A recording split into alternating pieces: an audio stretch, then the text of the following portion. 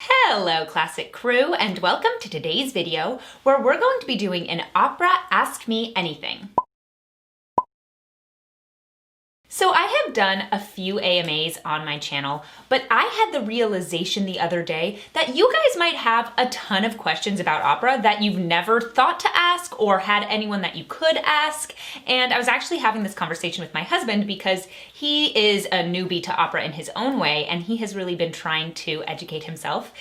He's a wonderful man. So he was talking to me as I was kind of explaining something about opera, and he said to me, have you ever asked your followers if they have questions about opera? Because I didn't know any of the stuff you're talking about. And it was kind of funny for me to remember that. Of course, everyone is new to opera. I was new to opera at one point in my life. And for it to have less of a stigma in a way of being for rich people or being just too far out of reach, it's important for us to start from the very bottom and answer your questions. So I have a whole list of questions that I gathered from Instagram. I asked you guys on Instagram to ask me your questions, and I'm really excited to go through those today. So let's get into it. So I'm just gonna answer these in no particular order, and I'm gonna go through as many as I can. Some of them are going to be quick and short and easy, and others will be a little bit more complicated. So let's start with this one. Which role's costume was your favorite to wear?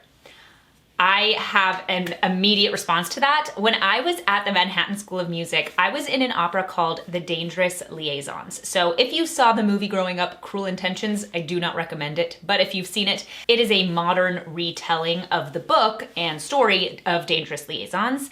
And there's also a movie of Dangerous Liaisons that you can see. And so there was an opera written by Conrad Souza. So I was playing the role of Madame de Tourvel, who is kind of an innocent woman, and she had the most gorgeous dresses ever.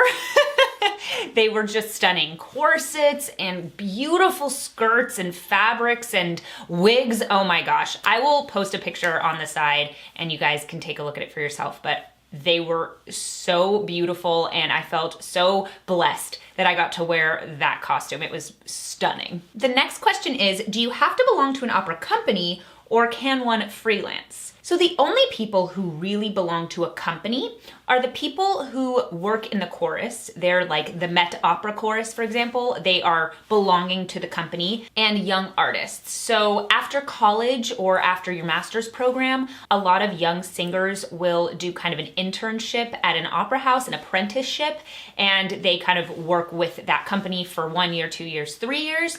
And that's the only time really in a singer's career that they belong to a company. The rest of the time you take gigs and you perform maybe with a company for a summer, but you're not going to be just singing with that company, which is why being an opera singer can be really hard because you don't have a certainty for how long you'll be working. If you're gonna be doing freelance, which is what most people do, it's an incredible accomplishment if you're booked 2 to 3 years out. So that's kind of how it works. One question is, does it have long-term damage to your voice?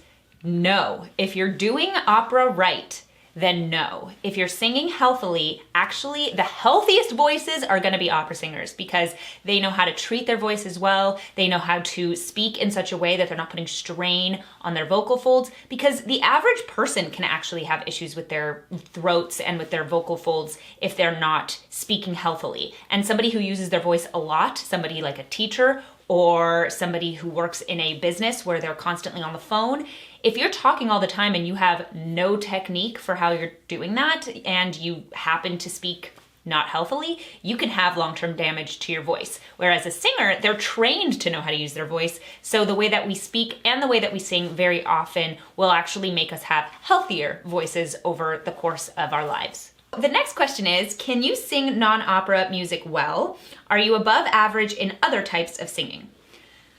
Me personally, I would say that I do sing other types of music, but of course opera is what I'm most comfortable in, but I grew up singing musical theater and I love jazz.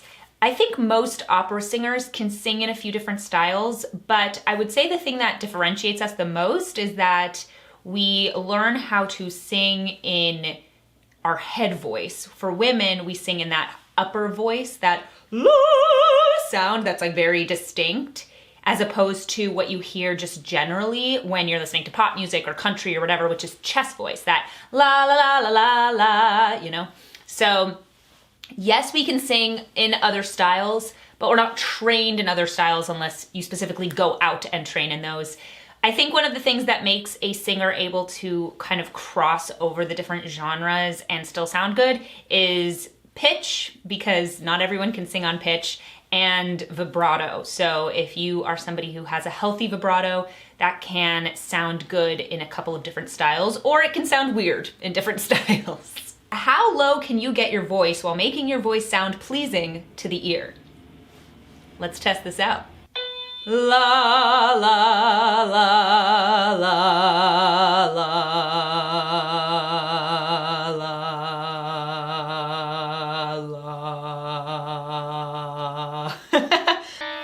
So D, but I don't think that's pleasing to the ear personally. La la. I can comfortably sing an E, and that's doesn't sound bad to me. La. So yeah, that's the answer to that question. What makes opera powerful? That is an interesting question. I would say it's definitely the mixture of drama and the music. And the music is there to make the drama even more dramatic, and it's incredible. The other part of it is that in opera, people are experiencing the craziest version of emotions, and we as the audience are able to kind of watch that and realize that we too can experience kind of the mini version of the very intense emotions that are happening on stage. And it allows us to get out of our own heads and really kind of engage with feeling and engage with experiences. Because obviously what you're watching on stage in opera a lot of the time is going to be incredibly dramatic and is going to be different than what you're going to experience in your everyday life. But those people are still experiencing their emotions, but they're experiencing them at the height of those emotions. And to see somebody experiencing the height of their emotions, it draws something out of the viewer, which is incredibly powerful. But the music is just stunning, and the stories can either be funny, scary, hilarious, and really moving. And that is also an incredibly beautiful thing. What operas would you recommend to someone who is new to the genre? Okay, I definitely have some recommendations, and it depends on who you are as a person and what kind of music you like and what kind of stories you like. So I will offer a few different options, and you guys can decide which one of these you'd want to check out. The first is the Magic Flute. So the reason I always recommend the Magic Flute is because it's a Singspiel, not a traditional opera, in the sense that a lot of it is spoken dialogue like a musical, and then there will be sung songs. And so for somebody who is overwhelmed by the amount of just sheer music that you're hearing at an opera, that might be a good fit. As well, it's a fairy tale, so it's very kind of fun and interesting, and you're seeing a princess and a prince, and that's kind of fun to watch. So if you're somebody who's into fairy tales, if you're somebody who is overwhelmed by the amount of music, Magic Flute. Also, oh my gosh, the music is amazing. Mozart is stunning, and Magic Flute is one of my absolute favorite operas.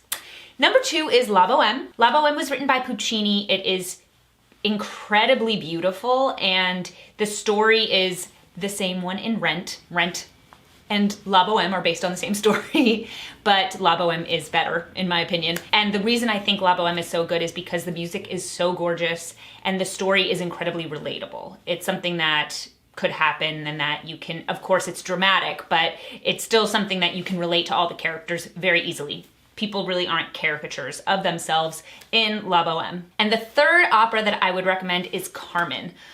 Carmen, you already know a ton of the tunes from Carmen. Like, you don't even realize how many of the tunes that you've just heard in commercials or in movies are from the opera Carmen. The story is mind-blowing, it's so good, and the music is amazing. It's dramatic, it's exciting, it's got everything, so I definitely recommend Carmen. So those would be my 3 recommendations.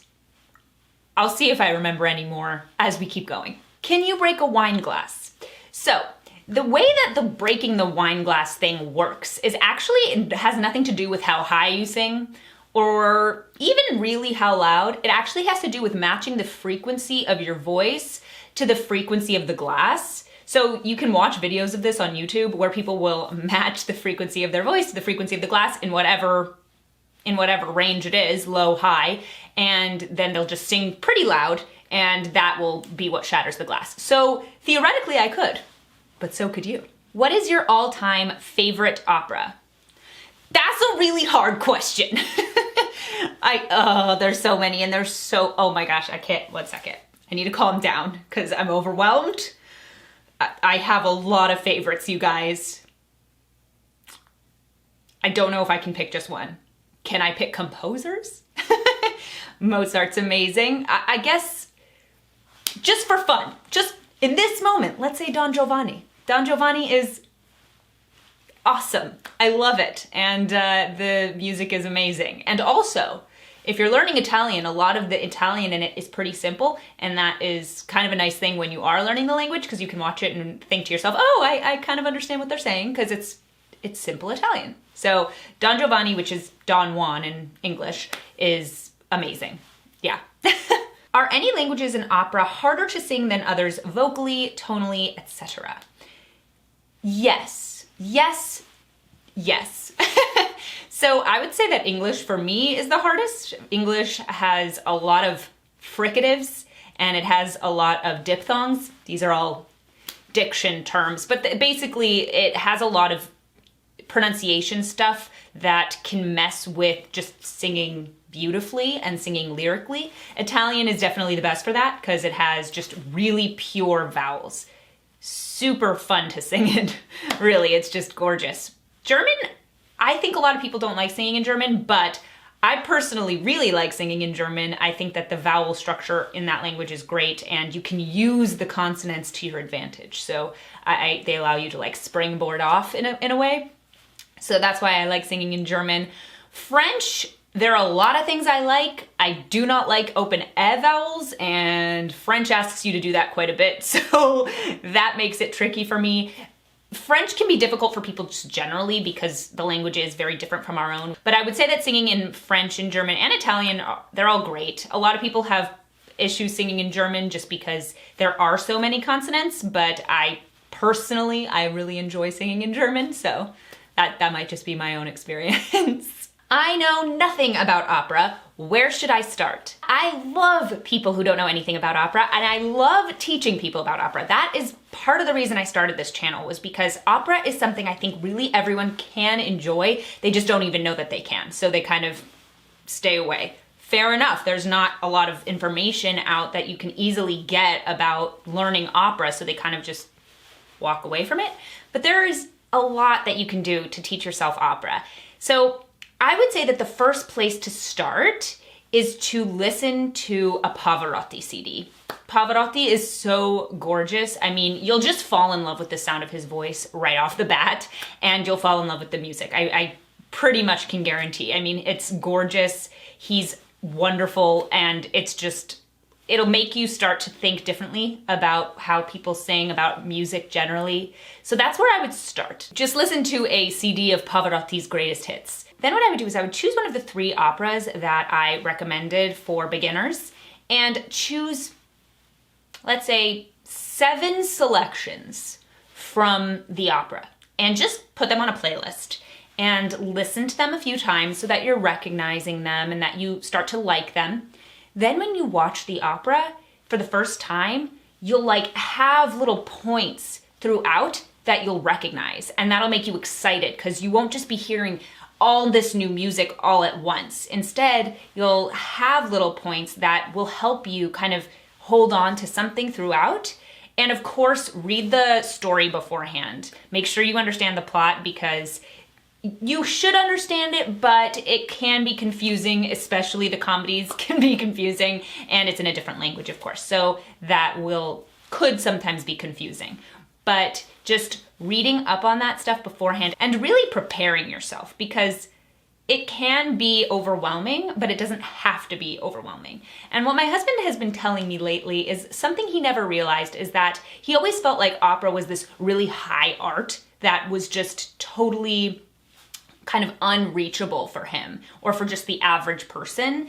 And then he realized that opera isn't that. Opera was popular music for a long time. And if you don't give it more credence than just that, if you just say, okay, it's just music, it's just a story, it's just like a musical, I don't have to think it's this grandiose thing, then you'll realize that it's really available to all of us. We're all able to watch opera and enjoy it. What tips do you have for improving vocal range? So here's the thing. It kind of comes with time and it kind of comes with age. You can't necessarily control your vocal range. You can't say, okay, I want to be a soprano, but I'm a mezzo-soprano. I want a higher voice, but I have a lower voice. But you can start to kind of work on your extension. You can sort of start to feel out if maybe there is more room in your upper range or there is more room in your lower range. There are certain times where there is no more room.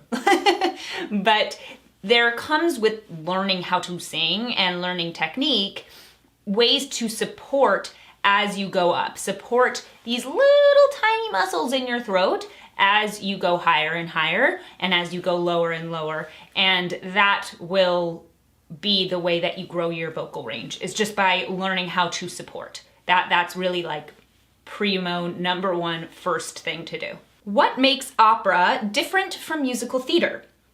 So musical theater is kind of like the baby of opera. That's how I think of it. Musical theater has a lot of the same conventions as opera, but most musical theater is not sung for women in head voice. They use microphones, which in opera, we don't use microphones at all. Everything is just without any amplification. The orchestras are usually smaller for musical theater. And I would say that the stories for musical theater are generally more relatable in the sense that they're more toned down. Like, this is what would actually happen in life. Whereas with opera, you're dealing with really oversized stories. And I think that's kind of the main difference, is the singing type, the amplification, and the storytelling. And the other thing you have to keep in mind is that musical theater is a fairly new medium. Opera has been around since the 1500s, late 1500s, middle 1500s. How do you get ready for performances? So number one is warm up. I have to warm up my voice, make sure that everything is a-okay, that I feel comfortable singing. I'll also usually steam, which is sit in front of hot water and just kind of let that moisture get into my vocal folds. Essentially, you can't actually make your vocal folds more moisturized with water, with drinking, because it goes down the other pipe. So the only way to actually get your vocal folds moisturized is to inhale steam. So that's what a lot of singers will do before they perform. And I'll usually have, I don't know, just some time to read and cool down and just collect myself, go over the music again, that kind of thing. Can I sing the Queen of the Night aria from the Magic Flute? Probably not. I am not technically a dramatic coloratura, and even though I can sing the first half of the aria very, very well, the first one, the second half and the second aria, they go up to the F quite a few times, and I can hit an F, but I am not comfortable staccatoing an F, meaning those little popped notes rather than sustaining. That's not my favorite way to sing. That's not really what I would consider a role I would play. If I was going to play a role in the Magic Flute, it would be Pamina, which I'm not mad at because her music is stunning. How much training did you have to take to get where you are? So I started studying when I was 16 years old, and I then went to college when I was 17, and I studied for 7 years. So I've studied a lot. I still sometimes will check in with my teachers, and I continue to study. It's a lifelong process. I want to start listening to opera. How do I do this without getting overwhelmed? So this is going back to that last question a while back. You want to listen to those 7 pieces and then go to the opera and kind of pick those out when you listen to the opera in its entirety. And it can be overwhelming, but starting with the right opera is super important. If you start with an opera like Wagner, that's 4 hours long and is literally just music for 4 hours, you will get overwhelmed, I can guarantee. But if you listen to an opera that's shorter and that has a really good story and that has less of like that wall of sound feeling, then you shouldn't get overwhelmed, but just take it slow. What was the moment where you realized you wanted to pursue opera? So I had my first voice lesson when I was 16 years old. My dad gave it to me as a Hanukkah present. And after my first lesson, my teacher pulled me aside and she said, "I think you could do this as a career." And I said to her, "People don't do that for money."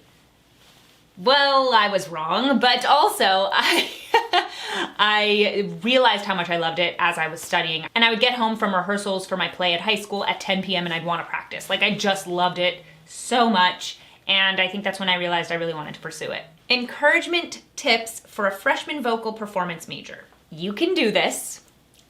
Don't worry. People are gonna make you feel really stressed. Everyone is going to make you feel like you have to follow what everyone else is doing. Just do your best, practice, and remember why you started singing in the first place. It's really hard when you're getting a ton of criticism a lot of the time. That's what happens with opera, and you just need to remember why you love singing. And if that means randomly going into a practice room and just singing because you love it and not because you actually have to practice, that's good. That's okay. Do it. Like, just keep in mind why you've been doing it, and that'll carry you through. What's the highest note you can hit? I would say F sharp is the highest note I can hit. E is what I would do in performance. Favorite Puccini? Oh. Bohème for the music, Tosca for the story. As a conservative, do you feel out of place in opera? I used to. I would say yeah. Now I do too. I don't think that there was a lot of room to be a conservative in opera, and I hope that I can continue to perform in one way or another. But now that I have publicly said I'm conservative, I don't know how that'll pan out. So we'll just have to see, I guess. It would be interesting to see if I don't really get hired. Just kind of waiting on that one. We'll see. What exercises do you do to train your voice to project throughout a whole theater? So what we're really working on with that is resonance, and you want to make sure that you're really getting that voice to spin in a certain way where it'll resonate without any microphones. So I wouldn't say we do specific exercises for resonance. We do specific exercises to kind of stretch the folds and make them feel flexible so we can move up and down the scale.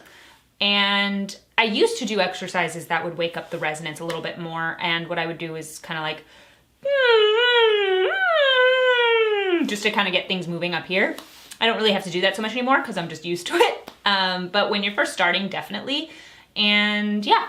What are some things you do for vocal recovery after a show or a long rehearsal? So this is a good question. Steaming, again, is an important thing. Sometimes I would make myself a really good cup of tea that has all these special herbal ingredients, and it'll kind of like help with the recovery process.